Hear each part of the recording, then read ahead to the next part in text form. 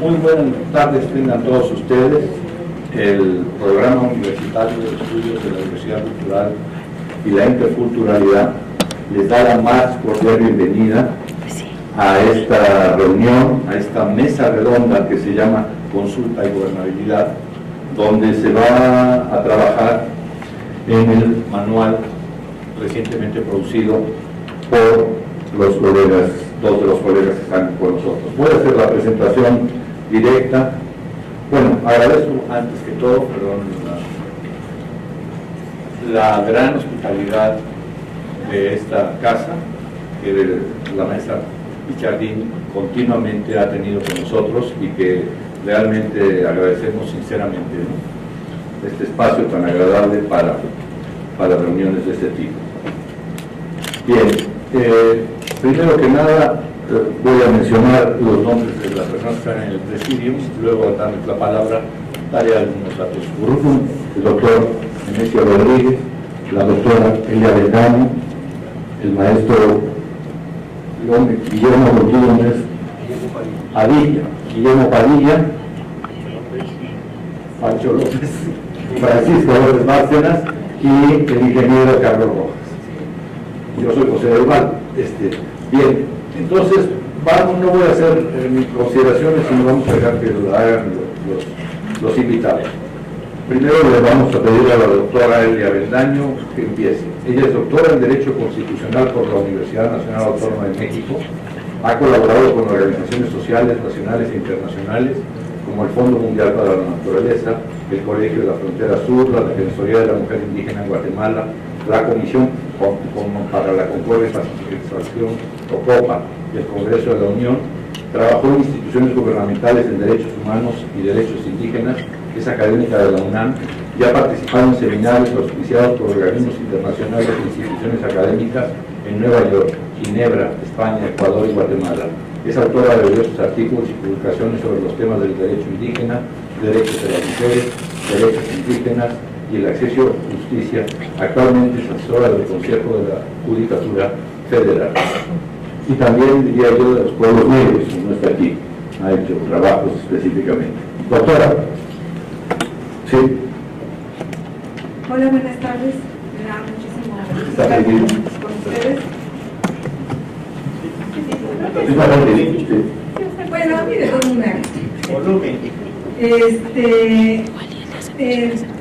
quiero plantearles rápidamente, me dicen que tenemos muy poco tiempo, un panorama general en donde está inmerso este manual de consulta y que nos da algunos elementos para problematizar el derecho a la consulta de los pueblos indígenas. Primero que nada tenemos que considerar que está todo el tema inmerso en lo que es estrictamente el derecho indígena. No podemos plantear el tema de la consulta en otros contextos. Aunque hay una ley de consulta popular, no estamos hablando de eso. Estamos hablando del derecho a la consulta de los pueblos indígenas y este es nuestro contexto. Tenemos un contexto general bastante amplio en este momento porque hubieron diversas reformas legales que nos permiten un panorama diferente del derecho y cómo abordar específicamente el derecho indígena.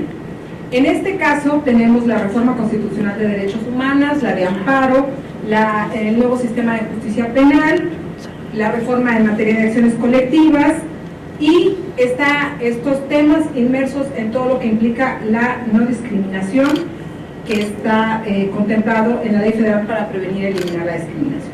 Esto es importante porque con la Reforma Constitucional del 2011 tenemos un panorama muy amplio en cuestión de derechos humanos que transforma las garantías constitucionales que estaban contempladas en el artículo primero en derechos humanos y esto nos da pie para que hayan varios elementos en el ámbito jurídico que se pueden usar para la defensa de derechos indígenas. Tenemos el interés legítimo, el control de convencionalidad, la interpretación conforme, el principio pro persona, la inaplicación de normas que sean contrarias a la Constitución y la obligatoriedad de jurisprudencias de la Corte Interamericana de Derechos Humanos. En este contexto quiero que nosotros pensemos en el reconocimiento que hay ahora sobre la importancia del derecho a la consulta porque se está planteando que hay una injusticia en realidad al realizar proyectos de desarrollo amplios o grandes en territorios indígenas, y al menos hay una idea de intentar no seguir violando derechos. Otra parte que es muy importante y que espero problematicemos en esta mesa tiene que ver con la emergencia o el surgimiento del sujeto colectivo de derecho. Hablar de pueblo o comunidad indígena no como personas, sino en el ámbito estricto de sujetos de derecho público. Y como, al menos en el ámbito jurisdiccional, se ha utilizado la figura del interés legítimo para que los miembros de pueblos indígenas puedan defender sus derechos ante tribunales. En este sentido, también creo que es muy importante que consideremos que el derecho a la consulta está necesariamente ligado al derecho al consentimiento previo, libre e informado. Es decir, y que no estamos planteando únicamente de te consulto sí o no y que te vaya muy bien. Si no quieres, de todos modos va. Creo que eso sí lo tenemos que revisar muy bien. Creo que es muy importante, y en esto coincido con lo que señala el libro, en que la consulta es un proceso, pero es un proceso que no se termina. Es un proceso de construcción de una relación entre pueblos indígenas y el Estado que es continuo, que implica un inicio de relación, pero que va permeando todo el proceso, y que no quiere decir que cuando se termine cada quien para su casa, sino que los pueblos indígenas formen parte ya del proyecto como socios, como beneficiarios en toda la extensión de la palabra. La intervención del Estado. En este esquema creo que el legislativo ha sido omiso, es decir, no tenemos leyes de consulta en materia indígena. La reforma constitucional no habla más que de consultar en planes y programas de desarrollo, y en las legislaturas de los estados se le ha dado muy poco espacio a esto. El Ejecutivo ha intervenido, pero su actividad ha sido lo más bueno, deficiente.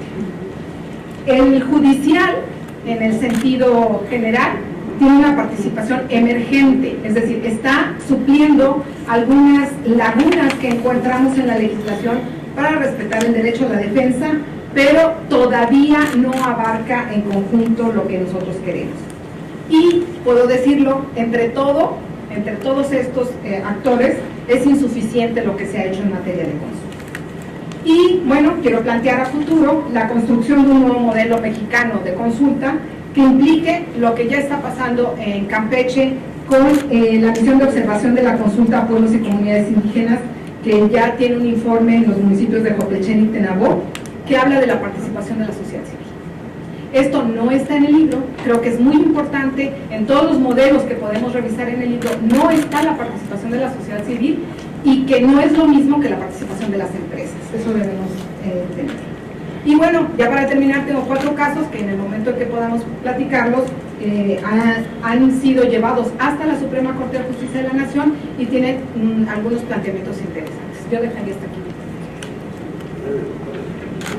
Gracias, es que yo no sé cuántos son los minutos. Bueno, entonces... lo que creo es que es muy importante, la Suprema Corte, en el caso de los yaquis, en el Acueducto Independencia de manera específica, hizo todo el planteamiento de cuáles son las características que debe tener una consulta, que están en realidad retomadas de lo que señala el convenio 169 de la Organización Internacional del Trabajo, pero la resolución está bastante acotada.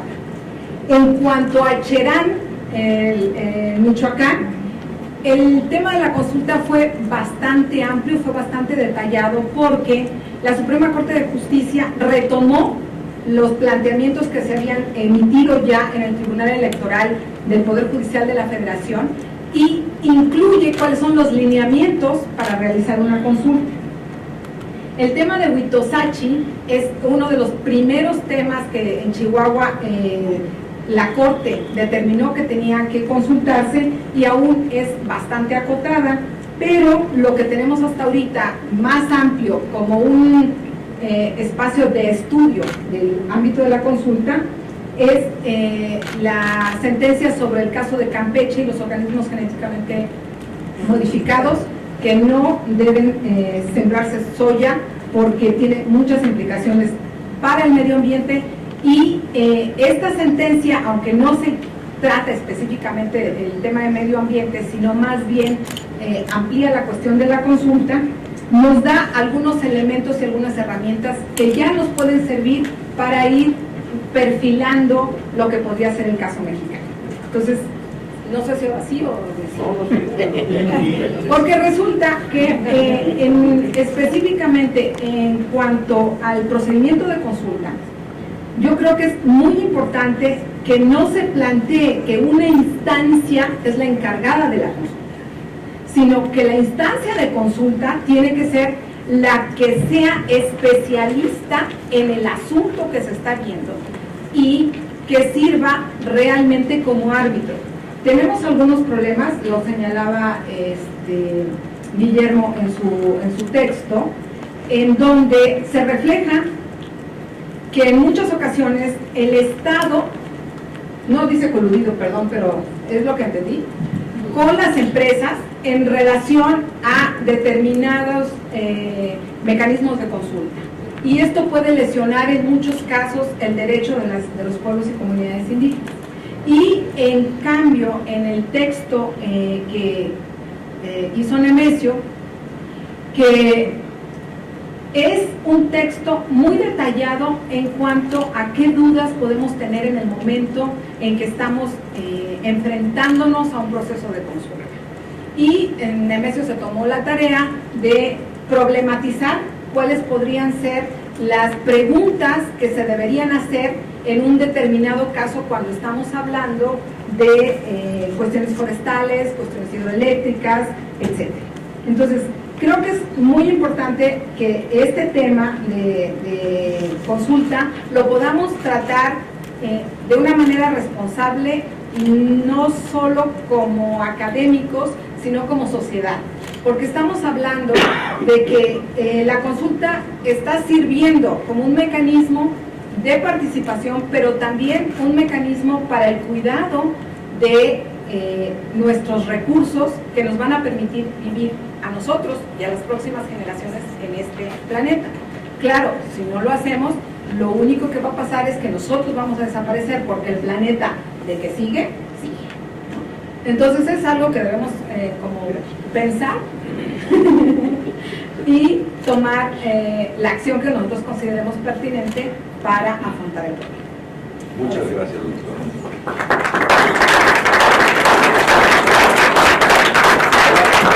Vamos a dar la palabra ahora al doctor Francisco López Bárcenas, originario de la comunidad de Santa Rosa, Castlahuaca, en la Mixteca oaxaqueña. Cursó estudios de posgrado en Derecho y Desarrollo Rural, además de desempeñar cargos comunitarios en su lugar de origen, entre ellos mayordomías y el baile de la danza de moros y cristianos.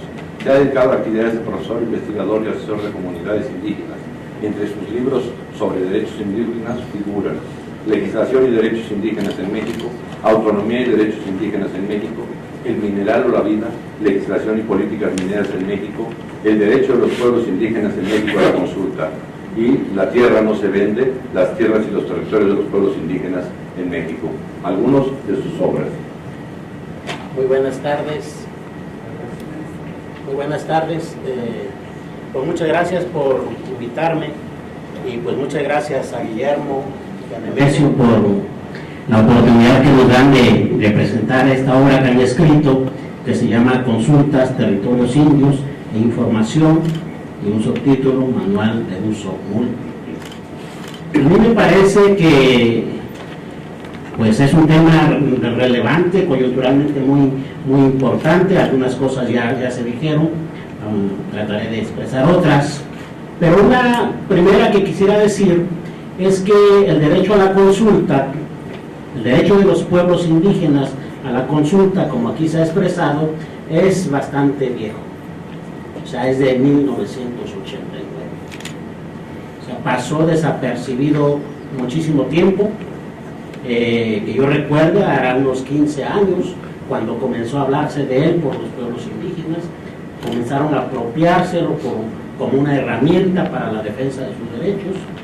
Algunos lo hicieron, recuerdo mucho cuando se estaba construyendo la presa de San Juan Tetelcingo, los nahuas de Guerrero agarraban el convenio y se sentaban en las carreteras y decían que les cumplieran el convenio 105.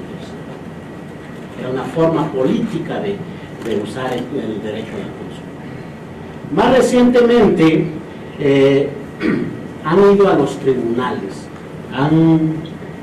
se han acercado, yo diría, se han aliado con nuevos abogados y nuevas formas de interpretar el derecho también, y se han ido a los tribunales.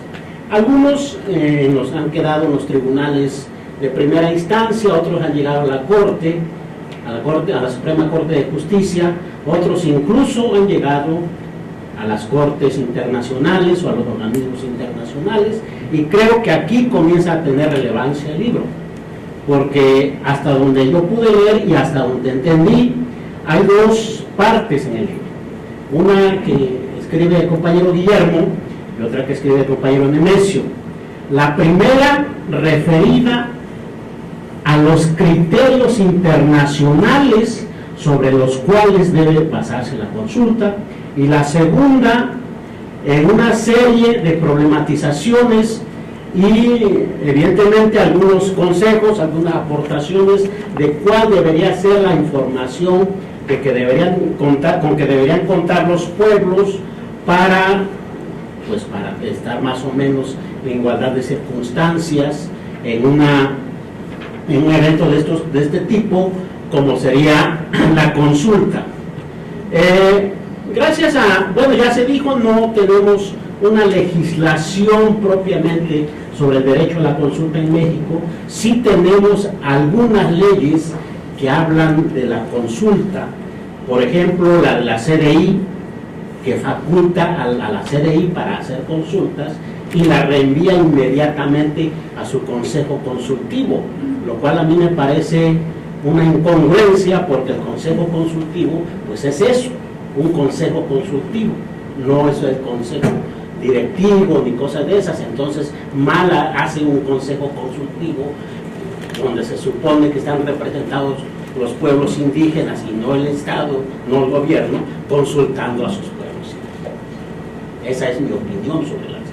Hay otras disposiciones, por ejemplo, la ley de la juventud enuncia que hay que consultar a los pueblos indígenas y no vuelve a decir más. La ley forestal, la ley de desarrollo forestal sustentable, habla de que hay que consultar a los pueblos indígenas y no vuelve a decir otra cosa. Recientemente la ley de hidrocarburos y la ley de energía eléctrica sí hablan de la consulta, un poco más amplio, digamos, pero ninguna de ellas pues trata el tema con tal amplitud como lo tratan los criterios, sobre todo los criterios de la Corte Interamericana de Derechos Humanos, y que se sistematizan en él. Yo creo que, o yo encuentro que gracias a estos criterios de la Corte Interamericana podemos saber por qué se consulta a los pueblos indígenas. Podemos saber quién tiene derecho a ser consultado y quién la obligación de consultar. Que no es cualquier cosa, porque nos podría parecer que el Estado tiene la obligación, así dice el convenio 169, pero no dice a través de quién. Y lo que se ha dicho hasta ahora, se dice que la CDI, pero por lo que yo he dicho parece que no es así. La ley de hidrocarburos dice que será la empresa responsable de la obra, pero entonces ya estamos aceptando que va a haber obra.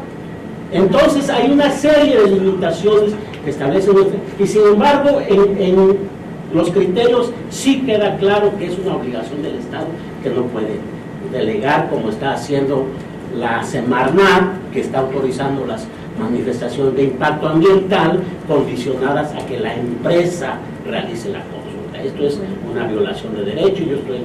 Supone que vivimos en un Estado de derecho. El Estado no puede delegar sus funciones, y menos las de protección de derechos humanos, a unas empresas privadas. Podemos saber para qué se consulta, siguiendo con los criterios, cuándo debe consultarse, cómo debe consultarse, qué significa un acuerdo, un consentimiento en este marco de la consulta, y lo más importante que también es, ¿qué hacemos con la consulta? guardamos, pues ya, que les vaya bien. Ese es el criterio del gobierno mexicano. Yo ya consulté, pero los criterios de la Corte Interamericana dicen otra cosa. Entonces, pues a mí la importancia del libro me parece en que abarca, pues se ocupa de estos criterios internacionales. Ya se dijo, hay una limitante, yo creo que no se la propusieron los autores, pero es tratar el asunto mexicano. Sin embargo, yo creo que hay que tratar el asunto mexicano. Hace unas horas, por ejemplo, la Suprema Corte de Justicia, ocupándose de un caso de San Miguel Progreso, Maltepec, en Guerrero, ha decidido sobreseer un juicio, es decir, no entrar al fondo del asunto, lo cual me parece grave. Ya un juez de distrito de la propia Corte había entrado al fondo y decidió parar a las comunidades. La Corte ha decidido sobreseer, es decir, no entrar al fondo. Y eso es grave porque cada día están llegando más juicios, más a la Corte. Algunos abogados ya se dieron cuenta de esto y prefieren hacer toda su estrategia que quede en los juzgados de distrito. Pero aún así yo he podido contabilizar 18 casos, con que acabamos de ver, 19 casos donde el derecho a la consulta se ha judicializado. ¿Qué quiero decir? Que los pueblos, por una u otra cosa, han confiado en la resolución a los tribunales judiciales federales. De esos 18 casos, algunos ya están resueltos, ya se dijo, el de la tribu Yaqui por el acueducto de Independencia, el de Huetosachi en Chihuahua por el proyecto Barrancas de Cobre, el de Campeche por la soya transgénica, hay muchos más. El problema es cómo se ha resuelto y para qué se ha resuelto. Pues muchos destinamos el asunto de la resolución de la Suprema Corte con relación al acueducto de Independencia, pero si uno lee con cuidado y de manera técnica, esa resolución es terrible, jurídicamente es terrible. Por un lado, reconoce el derecho de los pueblos a la consulta y por otra, delega en la propia autoridad responsable la reparación de los daños, es decir, sobre Semarnat. Hay otro asunto más grave todavía. La Suprema Corte de Justicia en ese mismo asunto anuló la autorización de la manifestación de impacto ambiental y autorizó que el acueducto siguiera funcionando, es decir, de manera ilegal porque no contaba ya con manifestación de impacto ambiental. En el caso de Campeche, que coincido, es una de las más avanzadas. Sí, pero el juzgado de distrito ya había dicho que tenían el derecho y que debía consultárseles, anulando previamente los permisos, eso es lo importante, de acuerdo con el interés legítimo. Es decir, de acuerdo, una resolución que beneficiaba a todos los que pudieran colocarse en esa situación de que los afectara la soya transgénica. Y la Suprema Corte de Justicia dijo que sí, que tenían derecho, que debían suspenderse los permisos, pero en base a un derecho. Es decir, solo se beneficiarían los que tuvieran derecho, los que tuvieran interés, ¿no? Parece una cosa técnica que no tiene importancia, pero es de la mayor importancia, porque entonces solamente se van a poder beneficiar los que vayan al amparo. Los otros, aunque se estén perjudicando, si no van al amparo, pues no van a quedar protegidos. Entonces tenemos varios problemas ahí, el asunto de que se ganan los juicios en los tribunales y después ¿quién los ejecuta? De los 18 casos que les menciono, no hay uno solo en donde uno diga, qué bueno, ganamos en el tribunal, en los papeles, también ganamos en la acción. Cuando yo estaba de aprendiz de abogados, decían, ganó el abogado, a ver a qué hora gana el cliente, ¿no? Y es un poco lo que nos está pasando aquí. Entonces, creo que esa es la importancia del libro. Además, debo decir, en México casi no se ha escrito sobre eso. Por lo que yo sepa, casi no se ha escrito sobre eso. Hay países como Colombia, como Perú, como Ecuador, se ha escrito muchísimo. Eso no quiere decir que les vaya mejor a ellos. Eso no quiere decir que les vaya mejor. Pero creo que necesitamos elementos teóricos, elementos de análisis para ver cómo podemos afrontar este problema. Y me parece que aquí, esa también es creo que es la importancia de estar aquí, es que los académicos y las instituciones académicas pues tenemos una obligación moral de contribuir al debate, a la solución de estos problemas. Espero que no se pongan tristes, pues, pero por ejemplo, si uno ve el Programa Nacional de Infraestructura del Gobierno Federal, hay 743 megaproyectos programados para lo que resta de este gobierno. De ellos hay muchas carreteras, vías, responsabilidad de comunicación y transportes, hay otros responsabilidades de SEDATU, hay muchos de energía, sobre todo de la Comisión Federal de Electricidad y de Pemex, lo que tiene que ver con la reforma energética recientemente pasada, hay algunos de salud, turismo. No hemos pasado todavía el asunto de que los derechos territoriales, los derechos identitarios, los derechos al desarrollo propio de los pueblos se vean afectados. Estamos comenzando, me parece. Entonces, pues creo que es muy importante que se diluciden estos asuntos públicamente, y si los académicos y las instituciones académicas pueden colaborar, pues yo creo que es mejor. Muchas felicidades a compañero Padilla, a nuestro compañero Nemesio, y muchas gracias a todos.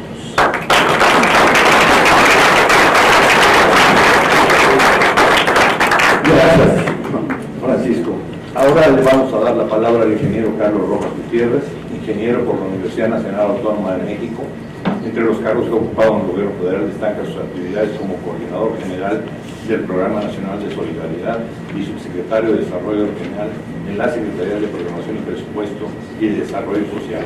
Fue senador de la República para el periodo 2006 y en el 2006 fue elegido diputado federal para la 60ª legislatura. En 1993 a 1988 fue secretario de Desarrollo Social. De 2000 a 2003, durante la 18ª legislatura, alternó sus actividades con la presidencia de la Comisión de Desarrollo Regional, de las Comisiones de Asuntos Indígenas y con la Comisión Especial de Concordia y Pacificación para Chiapas. De 2003 a 2006 participó en las Comisiones de Asuntos Indígenas, Desarrollo Social y la Bicameral de Concordia y Pacificación. En diciembre de 2012 lo nombraron coordinador general del Fondo Nacional de Apoyo para las Empresas Solidarias, FONAES. Actualmente es el representante de la UNAM en Oaxaca. Buenas tardes. Yo en principio quiero agradecerle al maestro José del Val la oportunidad de estar aquí esta tarde con ustedes. Me parece que hoy atestiguamos la presentación pública de un texto de Guillermo Padilla y de Nemesio Rodríguez que abre brecha, que nos da el banderazo de arranque a una tarea que me parece que merece toda nuestra atención y que exige de parte de todos aquellos que estén preocupados por las cuestiones indígenas, empezando por los mismos pueblos indígenas, a que pongamos atención en este tema.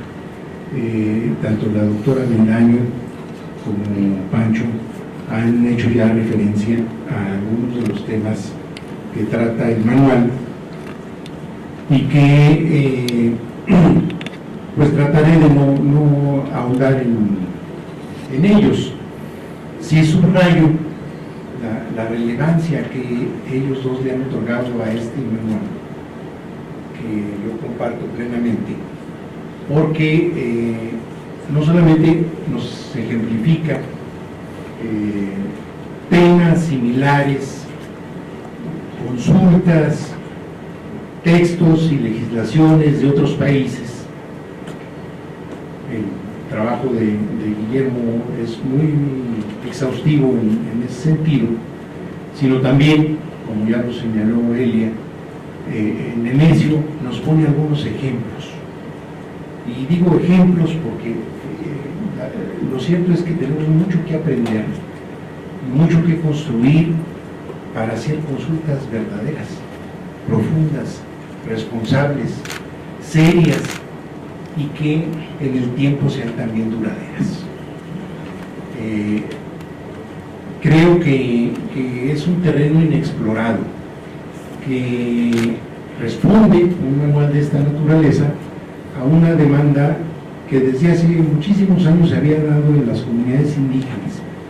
Jurídicamente se empezó a expresar en 1989 y ahora, con los ejemplos que puso Pancho, reconocemos cómo se han judicializado algunos de estos asuntos, que han salido muchos de ellos a la luz pública. Sin embargo, yo quiero recordarles que este mismo tema, tal vez no llamado consulta, pero sí llamado relación entre los pueblos indígenas, la sociedad y el Estado, ha estado en la discusión desde hace decenas o muchísimos años en este país.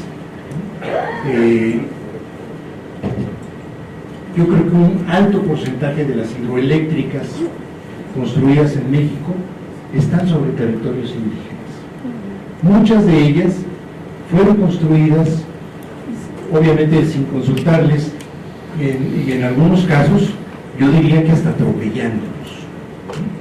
Es el caso más dramático, creo que es el de la presa Cerro de Oro, y el de la presa Miguel Alemán también, en donde a los mazatecos y chinantecos que habitaban esta región, algunos terminaron en los alrededores de la presa de Temascán, y otros fueron a varios cientos de kilómetros hasta la región de Uxpanapa, en el sur de Veracruz. Y como paradoja de las cosas que hemos hecho en el Estado mexicano, es que estas comunidades que fueron atropelladas y expulsadas de su tierra, hoy en sus actuales comunidades, algunas de ellas carecen de luz eléctrica. Este mismo ejemplo de las hidroeléctricas, pues lo podemos reconocer en las viejas concesiones que se dieron sobre los bosques.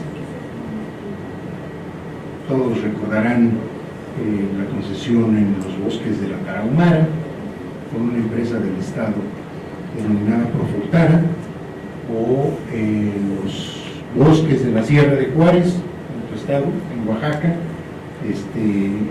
concesionados a Papatux, o las concesiones mineras, para no mencionar las tierras o las autopistas.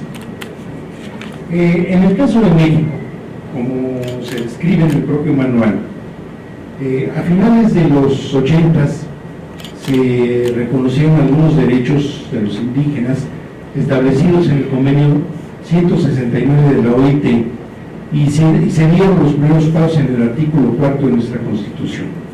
Años después, en el 2002, se renovó nuevamente la Constitución, se reconoció el derecho a la libre autodeterminación y autonomía de los pueblos indígenas, y en el apartado B del artículo 2 se definió su derecho a participar directamente en su desarrollo, además de un conjunto de acciones afirmativas.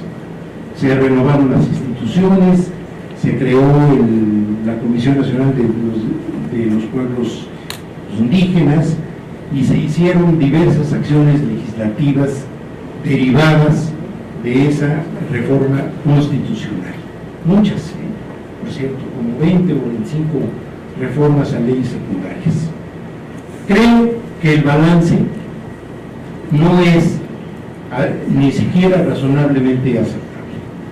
Creo que no podemos estar de ninguna manera satisfechos. Me parece que no solamente la legislación se quedó corta, sino que las instituciones nunca entendieron la profundidad de una reforma de esta naturaleza.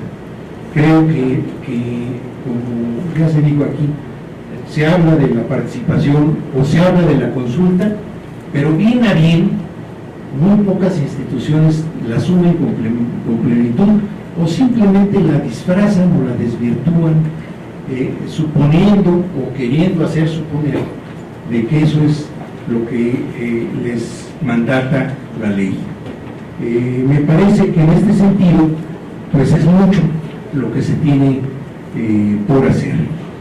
En el manual se resalta que en la toma de decisiones los pueblos indios ejerzan con plenitud el derecho a la información y que esta información sea oportuna, objetiva, accesible, veraz y suficiente sobre el impacto que puede tener un determinado proyecto. Me parece que, insisto, en que tenemos mucho que aprender. Hay nuevas reformas, hay nuevas leyes, algunas de ellas las mencionó Bárcenas, como la reforma energética, que sí señala, digamos, ya avanza sobre el tema de la participación y de las consultas, aunque no dicen cómo, ni obviamente ha habido reglamentos en este sentido. Y yo quisiera traer a su atención, antes de concluir, dos reformas que han pasado muy por encima de la atención pública, que casi no nos hemos fijado en ellas, que han sido poco comentadas y estudiadas. Una de ellas, hecha a finales de la administración pasada, que se denominó la Ley de las Asociaciones Público-Privadas, en donde esa ley presupone la posibilidad, pues, en la práctica de concesionar, ¿no? Es mucho de lo que estamos viendo con los conflictos en la construcción, por ejemplo, de la autopista esta de Naucalpan a Toluca, que ha sido muy señalada en los medios de comunicación. Esa es una asociación público-privada. No se han dado ni la publicidad ni los resultados previstos en esas asociaciones, porque no han tenido los resultados económicos que los empresarios privados esperaban. Ni creo que el gobierno tampoco los esperaba. Lo cierto es que el empresario o los empresarios se mueven con una lógica que es válida, pero es la lógica de la obtención de utilidades. Y no necesariamente eso se compadece con las tareas del Estado. Pero ahí está la ley existe, y la ley obviamente no trata ni se refiere nunca a lo que se debe normar o lo que debe ser una consulta, como dice la Corte, oportuna, veraz, objetiva, etcétera, para los pueblos indígenas. Y acaban, creo que ya está dictaminada y creo que ya incluso aprobada, y si no, cuando menos ya empezó a ser publicitada, que es la nueva ley de las zonas económicas especiales. Esta ley, pues yo le he comentado con Nemesio ya en algunas ocasiones, se han empezado a producir algunos textos poniendo, pues, los focos amarillos de precaución sobre lo que significa y sobre los alcances que tiene, porque prácticamente lo que significa, yo no soy abogado, pero entendiendo con un poquito de rigor o un poco cargado en la opinión, pues prácticamente lo que se concesionan son territorios. No es una cuestión menor, no es ni siquiera esto de las asociaciones público-privadas que pues presuponía un cierto riesgo para para los empresarios o los inversionistas. No, aquí no. Acá el Estado, el gobierno, es decir, quien manda en este país, la Secretaría de Hacienda y Crédito Público, se arroga el derecho de decir y nombrar un administrador en esos territorios que va a decidir sobre todo y sobre todos, incluyendo los gobiernos municipales, estatales y sobre todo las autoridades federales. Este administrador tendrá poderes plenipotenciarios, lo pueden ustedes ver en la ley, lo pueden leer en la ley. Eso es lo que dice, que le van a dar esas capacidades. Ya han dictaminado o han señalado cuáles van a ser las primeras zonas económicas especiales. Les puedo mencionar Puerto Madero, en el estado de Chiapas, pues el corredor transísmico, empezando por el puerto de Salina Cruz y todo lo que eso comprende, si no me equivoco, Lázaro Cárdenas, el puerto de Lázaro Cárdenas en Michoacán, para empezar, porque también, como dijeron que se cayó la economía en Campeche y en Tabasco, pues ya dijeron que también ahí van a ser una zona económica especial, seguramente en el puerto de Frontera o en el puerto de Dos Bocas, que pues tiene una potencialidad productiva y de hacer negocios para alguien que tenga poderes supraconstitucionales, pues le resultará de una gran facilidad. Anoto esto porque hoy más que nunca pues tiene importancia un manual de esta naturaleza y tendría sentido, creo yo, el que se pudiera normar cómo, dónde, cuándo, con quién, para quién, en qué términos y para qué tiempos se tiene que hacer una consulta. Hoy yo mencioné lo de las hidroeléctricas y lo de los bosques, la minería. Bueno, pues esos son los ejemplos conocidos, pero ahora el negocio no solamente está allí, está también en la biodiversidad, es decir, en las selvas. De alguna manera ha pasado ya en Campeche y en el propio o en el mismo estado de Chiapas, y también en las zonas del altiplano y en las zonas semidesérticas. Es decir, esos territorios que probablemente antes fueron económicamente poco rentables, hoy resultan con una potencialidad de negocio enorme. Ya el desarrollo, por ejemplo, de la energía solar o la energía eólica, pues ya ustedes se habrán enterado de los problemas que se manifiestan con algunas empresas abusivas, no hay otra manera de denominarlas, que han querido atropellar a los pueblos indígenas en la zona del Istmo de Tehuantepec con las empresas eólicas. Yo creo que racionalmente valdría la pena hacer algunos de esos proyectos. Es aprovechar algo que está en la naturaleza, pero no hay por qué abusar, ni por qué atropellar, ni por qué dejar de preguntar, ni por qué dejar de beneficiar a los legítimos propietarios y dueños de esas tierras. Entonces, yo aquí termino, simplemente diría que ojalá y este manual nos sirva a todos para iniciar una discusión más a fondo, que le entremos a ver qué es lo que hacen los congresos, cuáles son las decisiones que se toman desde el Congreso y desde el gobierno, y que estemos atentos a estos nuevos ordenamientos que luego se olvidan, de veras pasan totalmente de noche. Esto de las asociaciones público-privadas, yo creo que ya pocos se acordaban de ellas, y esto de las zonas económicas especiales pues está apenas ventilándose, pero lo cierto es que estamos ante los retos de construir no solamente un nuevo modelo de desarrollo, yo diría un nuevo Estado, o queremos mantener, preservar, luchar y defender los derechos de los pueblos originarios de este país. Gracias. Gracias.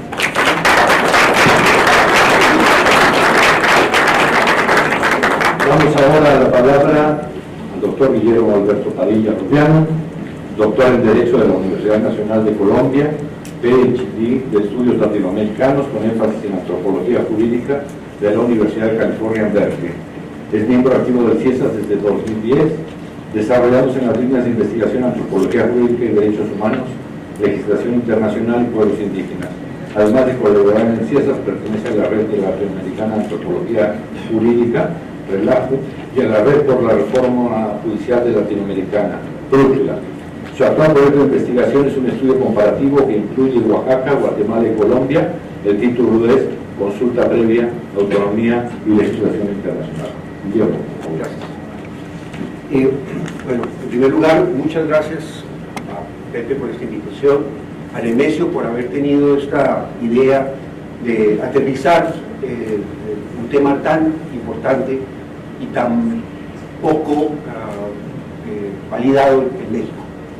Precisamente cuando yo fui investigador del CIESAS, que ya no lo soy, visité la región que mencionaba Carlos, del Cerro de Oro, que es una región paradigmática en relación con este tema. En los años 70, 26.000 chinantecos fueron desplazados de su territorio ancestral, atomizados a cientos de kilómetros de distancia, lo cual significó, como lo pude verificar en visitas que hice a Uspanapa y a los otros lugares donde ellos están, en que la continuidad lingüística y cultural se rompiera de este pueblo. Cuando se decidió el traslado de estos pueblos de su territorio ancestral, se creó una comisión de reasentamiento donde estaban aproximadamente 9 instituciones federales y estatales. No había ni un solo indígena en esta comisión de reasentamiento. Nunca se les preguntó si estaban o no de acuerdo, a dónde se les iba a llevar, etc. Precisamente en contraste con esa situación que se vivió antes del convenio 169, lo que yo me proponía hacer era verificar la relevancia de este convenio y en particular el derecho a la consulta en estos momentos cuando es vinculante para el Estado mexicano aplicar lo que este convenio trata. Para sorpresa mía, cuando llegué a Cerro de Oro y le pregunto a los indígenas, al Estado y a los empresarios sobre el derecho a la consulta, ninguno tenía la más remota idea de qué cosa era eso. Precisamente esa situación llevó a que cuando los indígenas sobrevivientes de este debate de los años 70 se enteraran de que lo que los empresarios estaban ya haciendo, llevaban 2 años negociando privadamente con algunas personas el arrendamiento de sus terrenos para efectos de la obra de transformar el embalse en hidroeléctrica. Cuando los indígenas se enteraron de los derechos que ellos tenían, toda la memoria colectiva acumulada de los 70 volvió nuevamente y ellos rechazaron la continuidad de la obra. Los empresarios que se dieron sorprendidos por esta reacción de las comunidades, en una citación que les hizo el Congreso Estatal de Oaxaca, me decía, mire doctor, nosotros no sabíamos que ellos eran indígenas. Jamás el Estado nos dijo que había que hacer una consulta. Tenemos todos los documentos que el Estado nos pidió, tenemos la autorización de Semarnat, de Conagua. Yo les decía, mire, ustedes tienen razón, este no es un problema de las empresas, es un problema del Estado. Es el Estado el que tiene la obligación de explicar qué es lo que se necesita de acuerdo al Estado de Derecho para obras de esta dimensión y de esta importancia.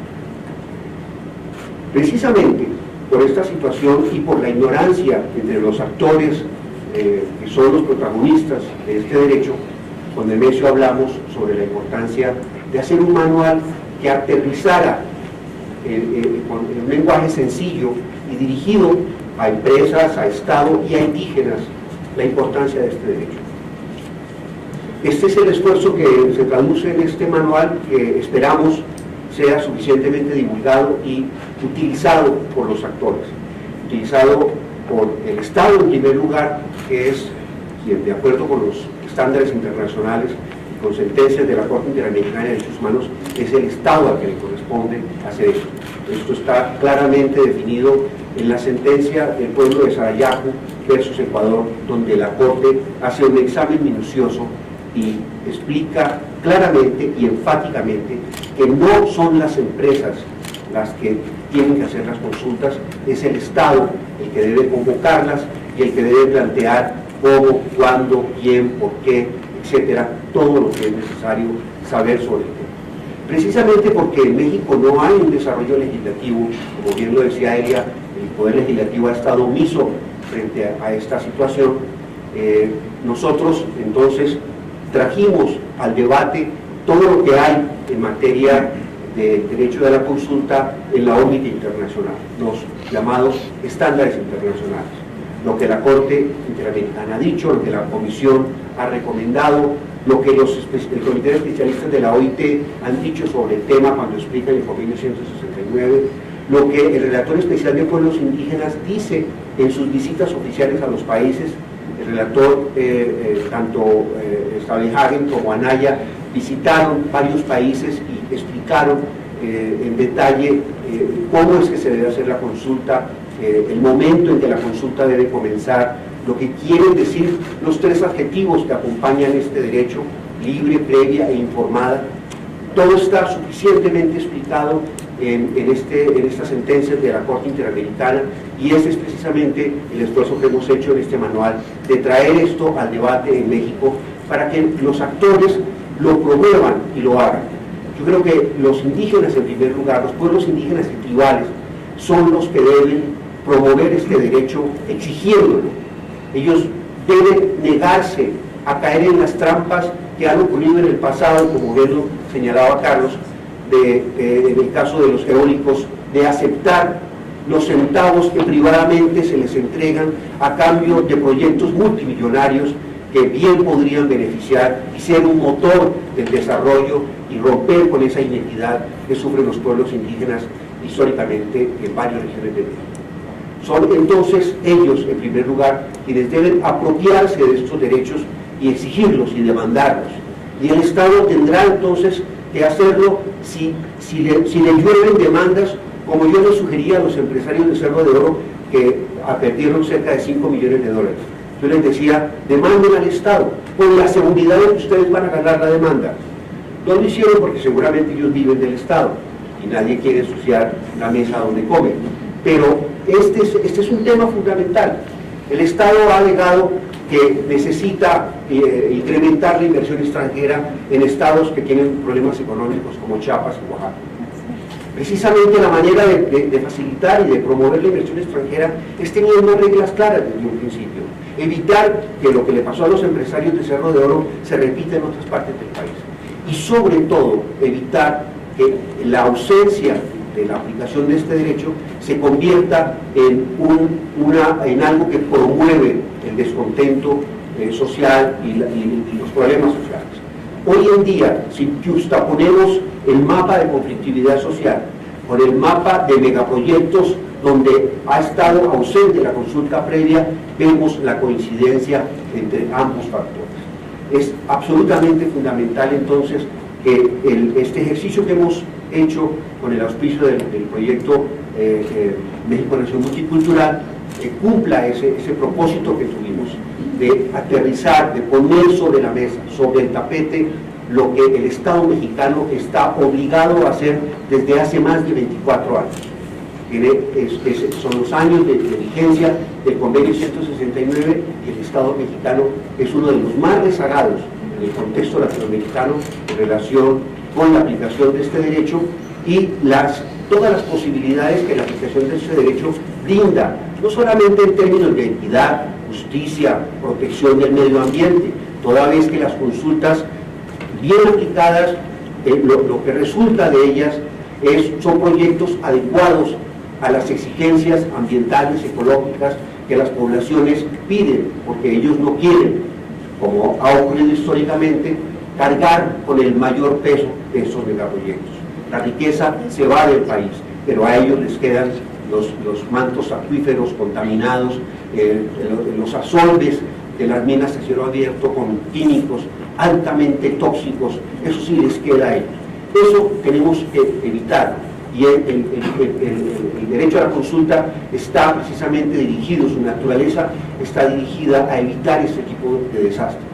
La consulta no hay que tenerle miedo, es ampliar la democracia a sectores históricamente marginados de ella. Hay que romper ese miedo y hay que escuchar con atención los pueblos cuya cultura ha sido el resultado simbiótico de cientos o miles de años en un lugar. Ellos saben muy bien cómo cuidar ese lugar, y este planeta enfermo necesita que esas voces se pongan sobre la mesa al lado de lo que siempre ha sido importante en el capitalismo, que es el costo-beneficio, las utilidades que da un proyecto. Hay que escuchar la voz de la naturaleza, y los pueblos, cuando las consultas se aplican bien, hablan por ello. Muchas gracias.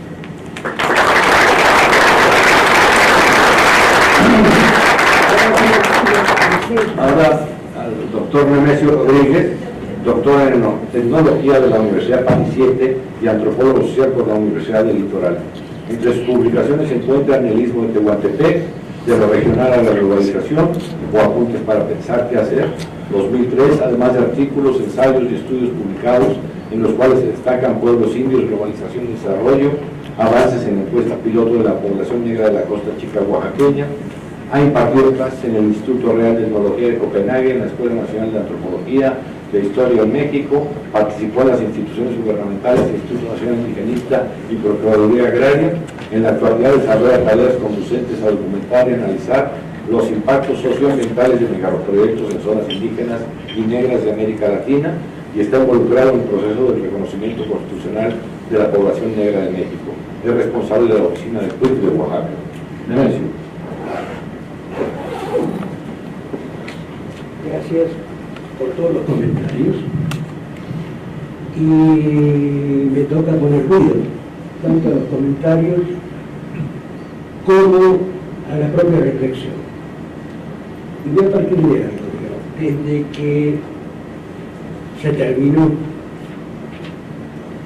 en noviembre del año pasado este manual, ahora han sucedido varias cosas que me llevan a una reflexión problemática. Y vamos a partir de dónde surge el planteo de consulta a partir de 169. Y tenemos un primer problema.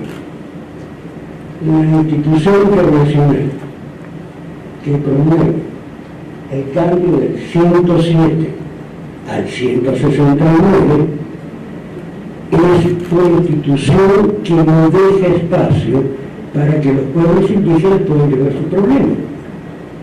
Es decir, se lo aplica a los demás, pero no se lo aplica a sí mismo. ¿Quiénes participan en la OIT? Los representantes del gobierno, los representantes de las cámaras empresariales, las patronales, digamos, y los sindicatos. Si un pueblo indígena quiere llevar su problema a la OIT, que promueve el 169, de donde se deriva, como convenio, por lo tanto, obligatoriedad a todos los estados, los indígenas no pueden llegar a la OIT. Ahí es una cuestión de que vamos a plantear problemas y vamos a discutirlo, porque casualmente creo que acaban de plantear muchas cosas muy importantes, pero entonces hay que abrir el ámbito de reflexión. Y este tipo de problemas lo que llega a generar, en el caso de México, es ejemplar, una cámara indígena o cámara de empresas indígenas, porque entonces ahora pueden ir como patronal a llevar sus cosas directamente al OIT sin pedirle permiso. Y estas son cosas como que se nos pasan por alto. Ese es dos. Hay un problema sobre la cuestión de que se habla sobre legítimos propietarios. Y aquí también tenemos otro problema básico en cómo se conforman las cosas. Puedo decir, los legítimos propietarios son los pueblos indígenas. ¿Ah, sí? Pero en términos de ley, no. En términos de ley, no tienen derechos sobre el agua, sobre la minería, tienen que atenerse a muchísimas cosas sobre cuestiones forestales. Es decir, si la cuestión es el capital del mercado, ahí están las incoherencias de la propia estructura legislativa. Es incapaz de transferir todos los recursos en propiedad a los ejidos de las comunidades para que estos decidan qué hacer. Y esa es otra cuestión de incoherencia como tal enorme. Sí, no solamente acá nos estamos enfrentando que se aplique o no una buena consulta, tenemos que enfrentarnos a las incoherencias de la propia estructura de quienes detentan con la casta que maneja la estructuración del poder. Bueno, esto sí como que problemas generales que tocan a todos porque son cosas que tenemos que reflexionar si nos interesa la transformación de la situación. Yo parto que el conocimiento no sea para transformar. Para conversaciones de café más o menos entretenidas es otra cosa. Es un instrumento. Y sobre todo si pertenecemos a estructuras públicas, así como las universidades públicas. Es conocimiento para transformar situaciones. Aquí nos lleva, o a mí me lleva particularmente, a otro tipo de problema que es esta relación entre legalidad y legitimidad. Entonces, hay un discurso que parte de la legalidad, pero no hay ninguna discusión de cuánto es legítima esta legalidad. Y creo que sí, los procesos de consulta pueden acercar la legalidad de la legitimidad. Porque además, digamos, los procesos de consulta pueden ser un camino, quizá no el único, pero pues un camino más o menos adecuado, o posible, de una construcción de un Estado intercultural en términos reales, no de discurso, o sea, no de simulación. Y aquí también nos plantea un problema en esta construcción de que esta legalidad y esta legitimidad, ¿quién determina? Y lo que tenemos que decir, partiendo de las estructuras legislativas, a mí me llamó mucho la atención el día de ayer una declaración de la secretaria general de la CEPAL, que dice y enfatiza, además, a ver, es una gran economista, Alicia Barça, ¿no? Y declara la posibilidad, y se declara otra vez, porque una cosa se ha sido declarada muchísimas veces, es de construir políticas con mayúscula integrativa. Y lo que nos enfrentamos es de que, si bien esta política puede ser con mayúscula, lo que nos llevan adelante son políticos en minúscula. Y esto es un error enorme. Como desde que vamos generando, y acá hay una cuestión de generar instituciones, la degradación de la calidad institucional para afrontar este tipo de cosas enormes. Y cuando digo enormes estamos hablando porque ahora se atribuye, digamos, de que, por ejemplo, en el caso de la ley que tiene que ver con los energéticos, la CDI como el patrón. Pero cuando hablamos de la CDI, era muy distinto porque estaba en el estudio caso, independientemente de los acuerdos que uno podía tener con él. ¿No? O un barman, un Ariel Beltrán, o un Félix Barrio, es decir, y trabajador del campo de primero. Eso no existe más. Y entonces, no hay institución, hay que generar instituciones que estén a la altura para poder hacer este tipo de tareas. Y hay cuestiones que son muy peligrosas, como en el caso, en la ley de energéticos, de que energía eléctrica es prioridad. Y al ser declarada prioridad, si no hay acuerdo, la decisión última queda en gobernación. Es decir, te consulto, pero en última instancia, si no estás de acuerdo, yo decido por ti. Y esto viene en PEU y la ley de tierras sobre la cuestión minera de hace unos 8 años, que si una comunidad se ponía una ley minera, que en 30 días no de acuerdo, el Estado decidía. Entonces estamos teniendo problemas en muchos niveles, y por eso es importante, digamos, ver todos estos sesgos. Y en el momento sesgo, digamos, si hay cosas que marcaba Carlos, que es fundamental, que es de las zonas económicas especiales, pero que viene ligado al TPP, o sea, al Tratado sobre la Estructura del Pacífico. Entonces, acá, digamos, los ángulos o las aristas son enormes. Tienen que ver con patentes, por ejemplo. ¿Qué hacemos con las patentes? Y ahí es un planteo, desde mi punto de vista así, particular, control social sobre todas las patentes. Lo mismo con las tecnologías. Es decir, no es enfrentarse a las tecnologías, no el control social sobre las tecnologías. Como tampoco estoy de acuerdo a aquellos que dicen no a la minería. Y a ver, ¿quién de aquí piensa en pueblo rural en este momento sin machete, sin campana, sin motor para pescar o jalar agua o para transportar mercancía? Entonces, no la minería es absurdo. O sea, cualquier fundamentalismo es absurdo. Pero es cómo. ¿Cómo se hace esto? No es el sí y el no. ¿Cómo puedo hacerlo? ¿Y qué capacidad tenemos para generar espacio para que las poblaciones sean partícipes de esto? ¿O no tenemos ninguna capacidad?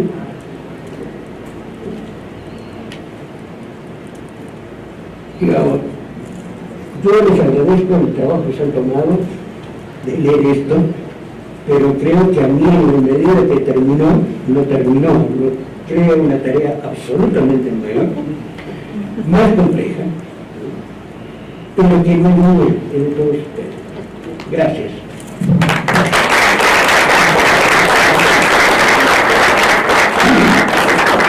Bien, con esto hemos terminado la primera participación.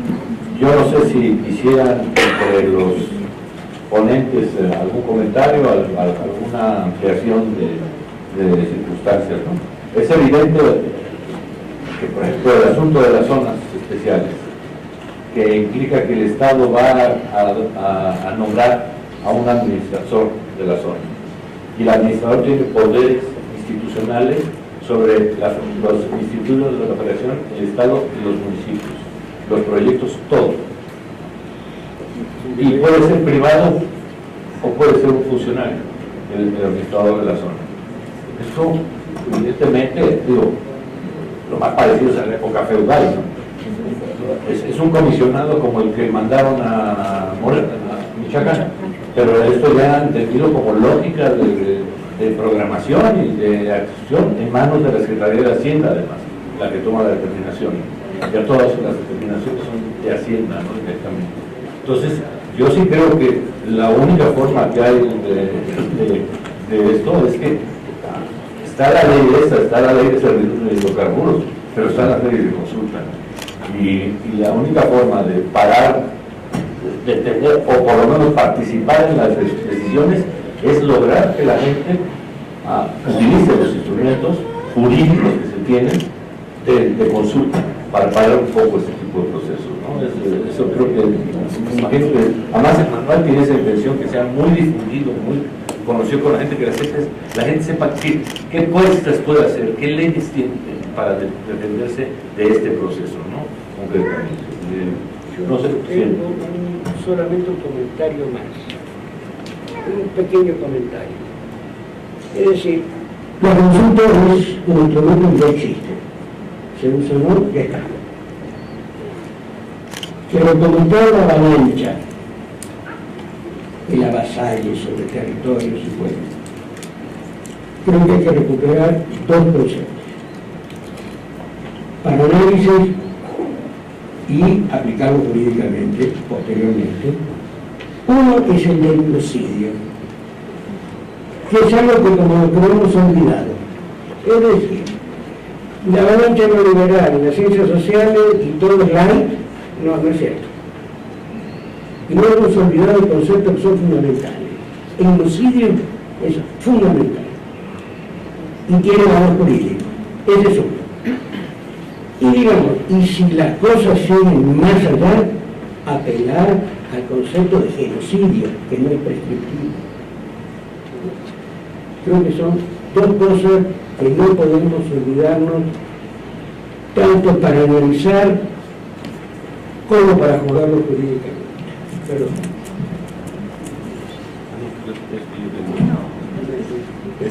Ahora tenemos un poco de tiempo si los ponentes lo dan, para que hiciera alguna intervención o comentario.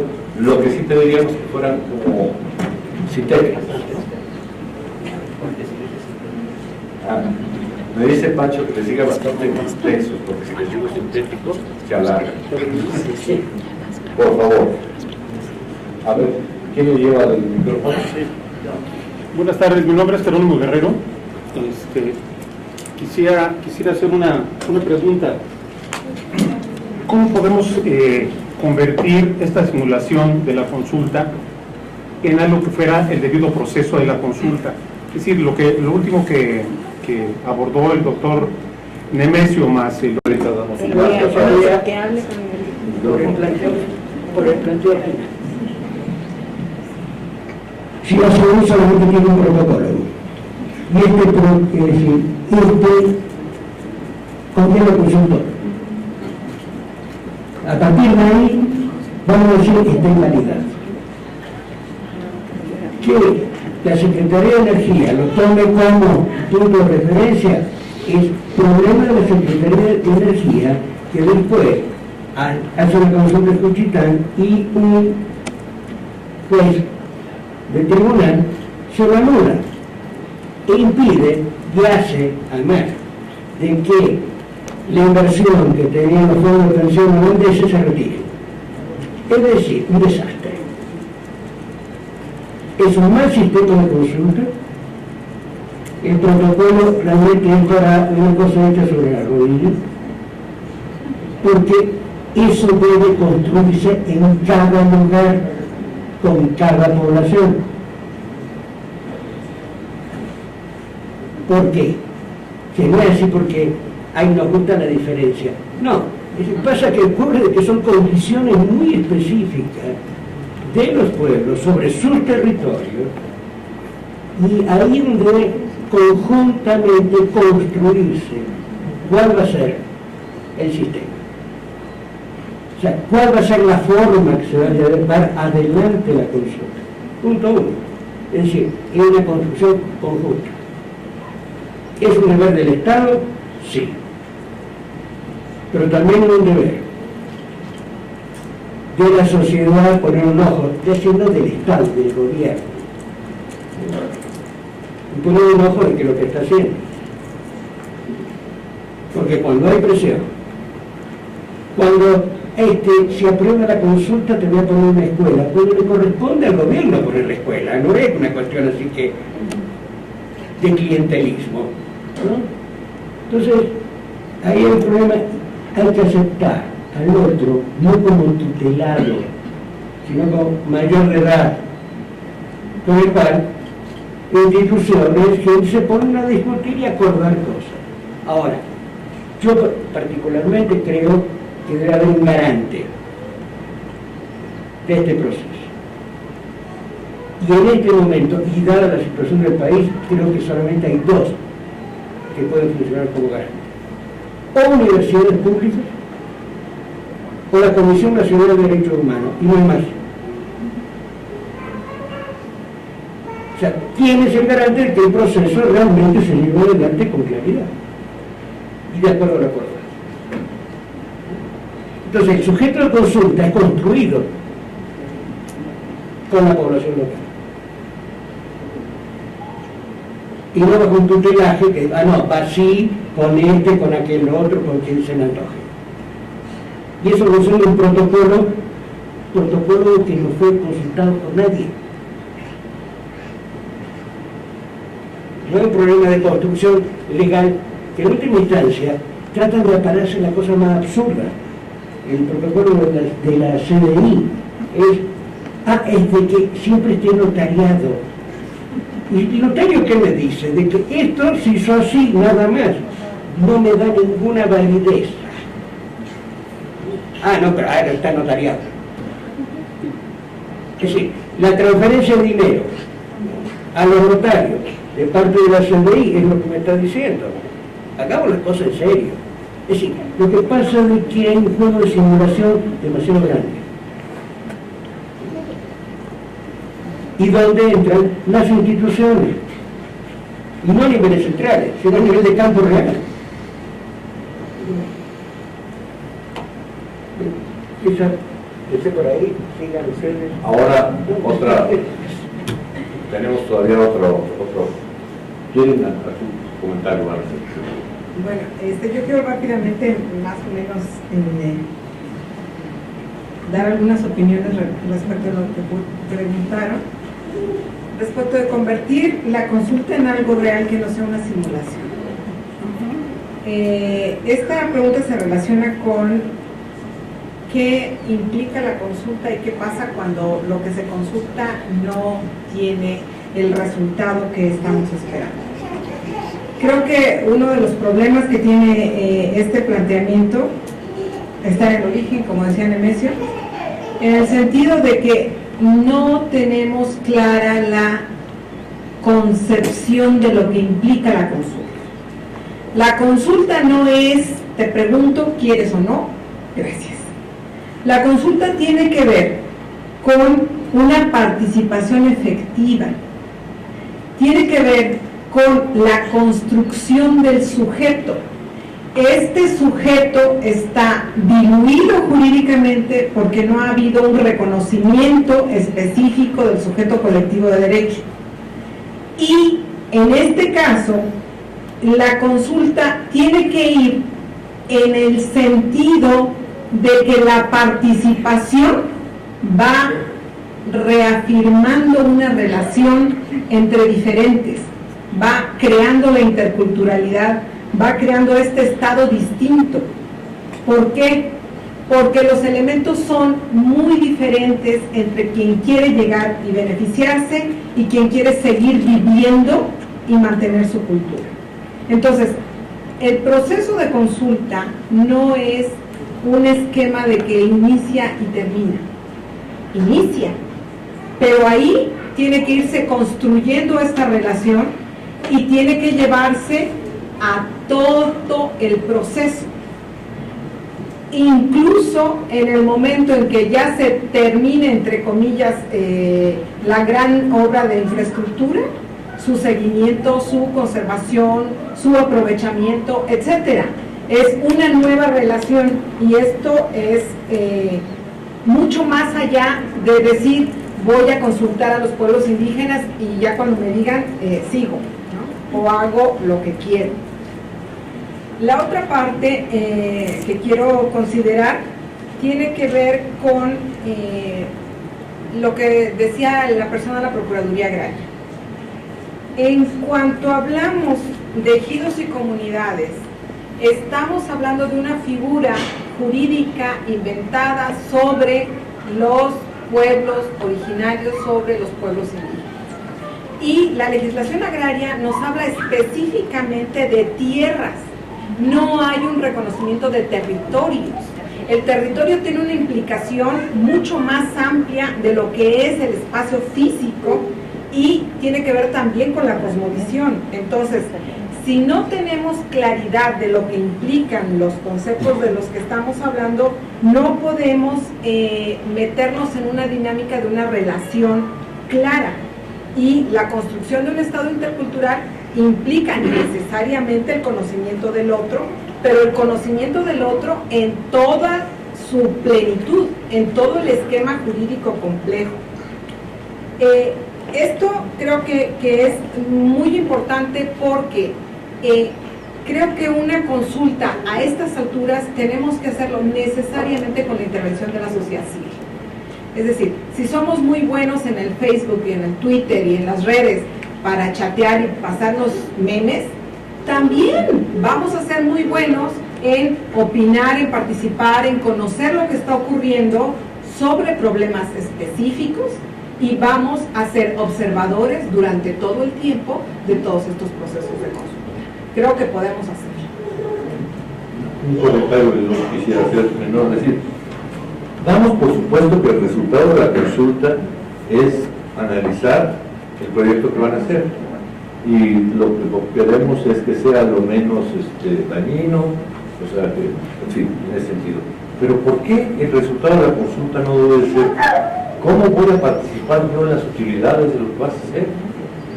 No cómo voy a participar en cómo me vas a despojar, si me vas a despojar con suficiencia, sino cómo voy a participar.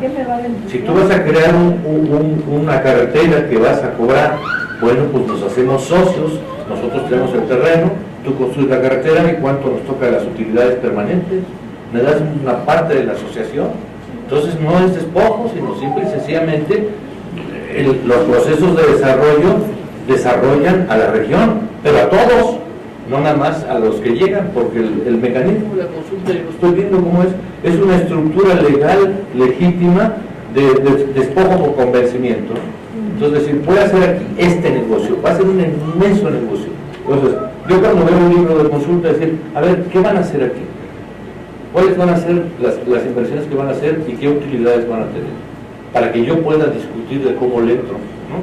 Para que yo pueda tener claridad en qué es lo que me van a dar, qué es lo que voy a sacar de esta consulta. Que la consulta derive eso, la consulta derive en una asociación. Si a mí me tienen que dar la información, me tienen que dar la información contable de las empresas, de inversiones, etcétera, etcétera. Ya con esa información y las utilidades esperadas, pues le puedo decir, ¿sabes qué? Pues quiero el 0.3% de las utilidades permanentemente, por convenio, efectivamente.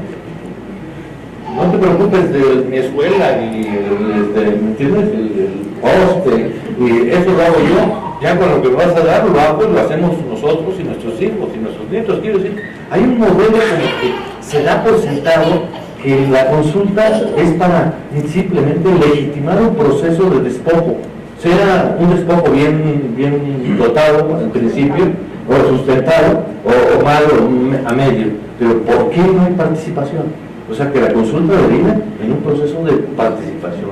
Y eso yo sí creía que los abogados, después de un proceso de consulta, la gente puede decir, bueno, no estamos de acuerdo, se va a hacer esto así, de esta manera, queremos esta participación. No se las damos, un amparo, es decir, ¿no?